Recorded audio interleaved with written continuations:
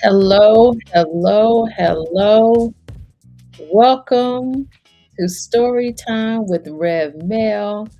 I am Reverend Melissa McQueen Simmons, the virtual pastor and spiritual director. And And this, I am the daughter Camden. Camden, my beautiful daughter Camden.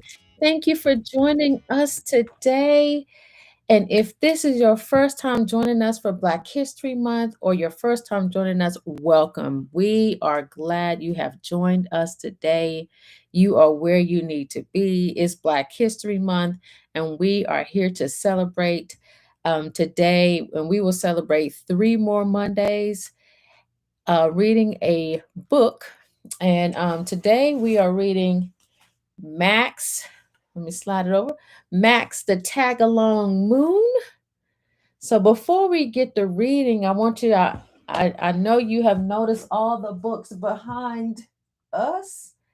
And I just want to invite and encourage each of you this month to be intentional about who you're reading, who you're shopping with, who you're shopping for, in spaces that we are giving back to our Black businesses and lifting up people of color that are doing wonderful things in this world. So there are so many books out there. And even though most of these books are children's books, each of these books have a message for all of us.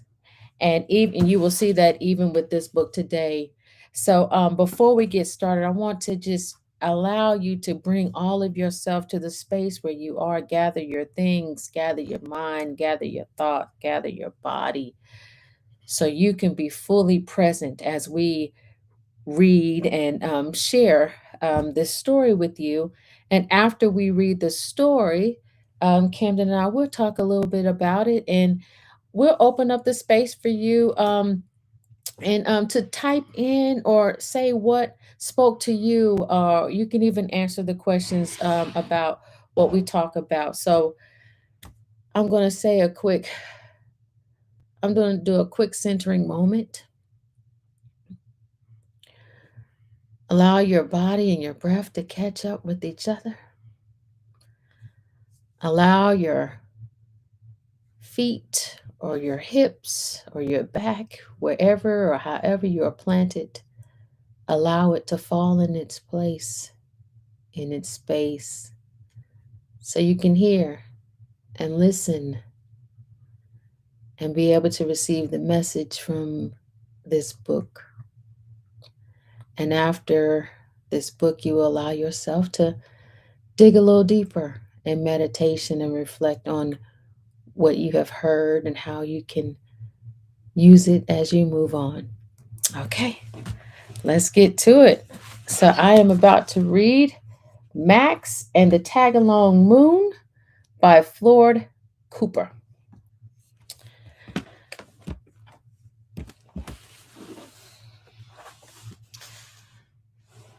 Let's see here. Make sure I got a good view here. Max and the Tagalong Moon by Floyd Cooper. Grandfather, grandson, and the moon above them both. Max and the Tagalong Moon.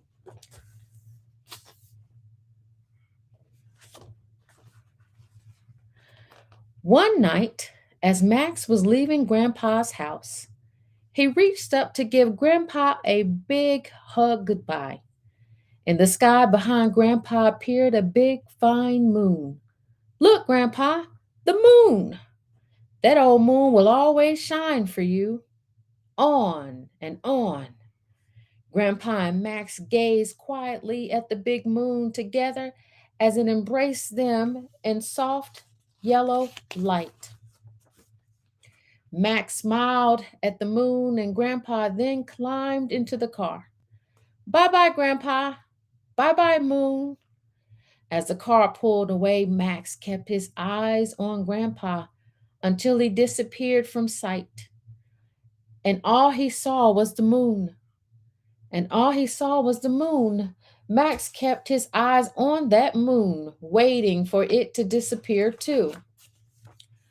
The long ride home was swervy, curvy, this way and that, all the way, and the moon seemed to tag along. Max giggled as he watched the beautiful bright orb flicker through the passing trees, trailing behind the car as it traveled home, this way and that, playing peekaboo. Up a hill, down a hill, the moon was ever there. Over a bridge, around a curve, the moon bounced along. Around a tree, past a field of sleeping cows, the moon stayed quietly with Max. Through a small town with roundabout streets, Max gazed as the moon kept up.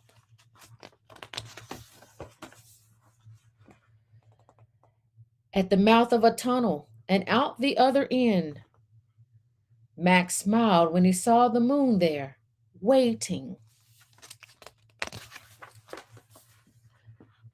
Dark clouds tumbled across the sky. The stars and nightingales all faded away. Max searched the darkness and wondered, where is the moon? Grandpa said it would always shine for me.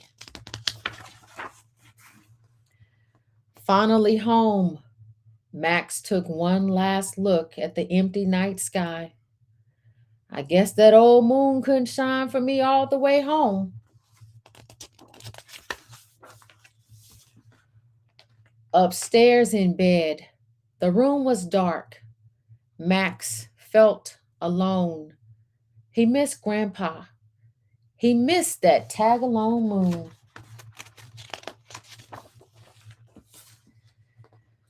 Then slowly, very slowly, Max's bedroom began to fill with a soft yellow glow. The clouds faded away and the moon peeked through. Max gazed up at the magic ball of light and thought about what Grandpa said. That old moon will always shine for me. On and on. Max knew that whenever he saw the moon, he would think of Grandpa. On and on. And he slept soundly, embraced in a soft yellow light. This, my friends, is Max and the Tagalong Moon.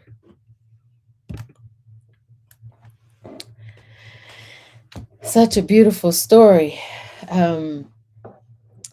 This story reminds you of connection. It reminds you of something that will always be there for you. And Camden, as he was sharing, the moon is what gave him connection when he began needing to be connected to someone. Have you ever did something or needed to be connected with someone and something worked for you?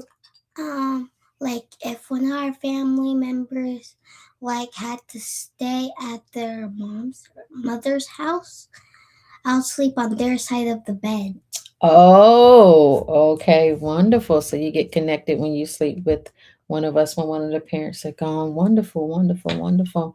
I whenever I need to feel connected with a family member, I of course I'll call them, but sometimes I just pull up pictures and reminisce about memories that have brought me and my family member closer. So whenever you are in need of connection, is there something that brings you, your mind, your body, your energy, your spirit into connection? Um, Max, he used the moon to remind him and of his grandpa. That was his connection. And I'm mindful that many of us may have various things from songs to stuffies or loveys. That's what you all call them now?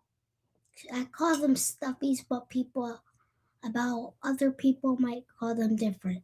So stuffies and loveys and teddy bears and stuffed animals, like a lot of people use those in dolls to carry them around. So Camden is gonna tap the chime 3 times, and I'm gonna just share some things for you to think about as we reflect on this book before we move out of here.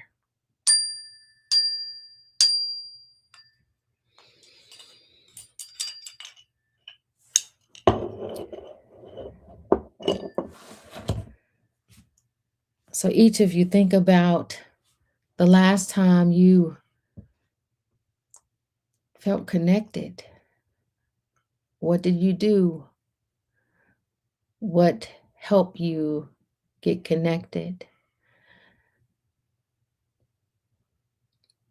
Some of us have a connection with our creator or the divine of our understanding. Some of us have a connection with the prophets that we believe and we follow. How do you stay connected to divine and spirit and the values of the prophets that you follow? Have you been committed? Have you been dedicated to that connection? And as we navigate this time and space, leaning in with our theme of compassion, how do you stay connected with others? How do you show up in compassion? How do you express compassion with others? And how do you connect with yourself? Yes, we need a connection with the divine and our creator and the prophets that we follow. Yes, we need to be connected with others in community and family and friends. And we also need to be connected with ourselves. Do you listen to your body? Do you pray for yourself? Do you feel and take care of the things that you know are required for you to survive and thrive in this world? Because what I know to be true, just as the book shared, the moon will always be there for Max. The moon, the sun, the divine and energy will always be there for us. Even when times are difficult, even when the clouds, as in this book, covered the moon, the clouds and the storm will not be there always. The sun will always come out tomorrow. And as we reflect on connection, I want you to think about how your light, how you shine, even when things may try to dim your light, even when things may try to cover you or test your talents or your mind, body, and spirit. How do you continue to shine? And that begins with connection. So, my hope and prayer for you is that you find the connection you need. And even when you don't see it or feel it, when you want to, just as Max, you are patient and you have the faith and believe that the sun will always shine for you. Thanks for joining us as we have shared our first story time. Camden, can you reach pass me that those books on top of the printer? I'm gonna show you all the next book. It's gonna be Monday, February the 9th at 8 o'clock, same time. The one after that one. The other one. Yes. Well, you can give me both of them. I'll show them. So this is going to be the last book we read. This is going to be Monday, February 23rd at 8. Questlove, The Idea in You. And then on Monday, we will read Let the Children March. And Let the Children March is by Frank Morrison. Frank Morrison, if I'm not mistaken. Oh, Frank Morrison is the illustrator. Monica Clark Robinson is the author. So I'm glad you have joined us today for our first story time, Max the Tag Along Moon. If you are just joining us, when this live is over, you get to check it out. So we are glad you have joined us. And again, this is Black History Month. Be intentional about what you're reading, where you're shopping, how you are showing up for community. And thank you from Reverend Melissa McQueen Simmons The daughter Camden. and Camden. And thank you for joining us. And thank you for all of your support that you share with Holy Ground.